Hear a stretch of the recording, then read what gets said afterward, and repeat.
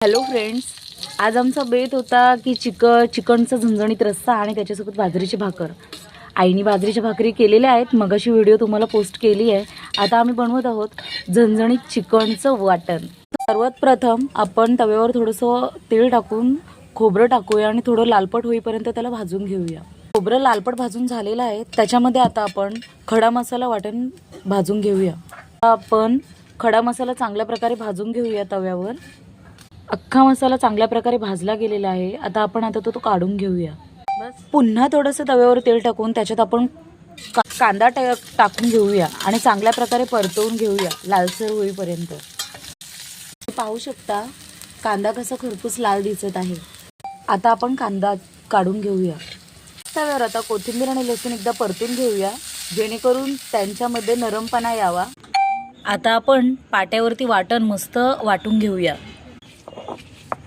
Chicken छान धुवून घेतलेलं आहे आणि त्याच्यामध्ये आलं लसूण पेस्ट टाकून 2 चमचे दही टाकूया, अर्धा चमचा हळद टाकूया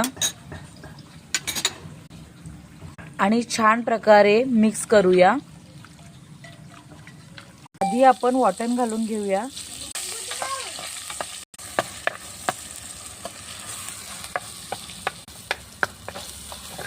त्याच्यात थोडीशी हळद टाकूया, मग मसाला टाकूया 2 चमचे. हा आमचा घरचा मसाला आहे. आता आपण एकजीव करून घेऊया. खमंग वास येत आहे. चमचे मीठ घालून घेऊया. आता आपण त्यावरती झाकण ठेवून वाटण तेल सोडेपर्यंत थोडंसं भाजून घेऊया. आता मॅरिनेट केलेलं चिकन आपण वाटणामध्ये घालून घेऊन एकजीव करून घेऊया. आपण त्यावरती ढाकण ठेवूया.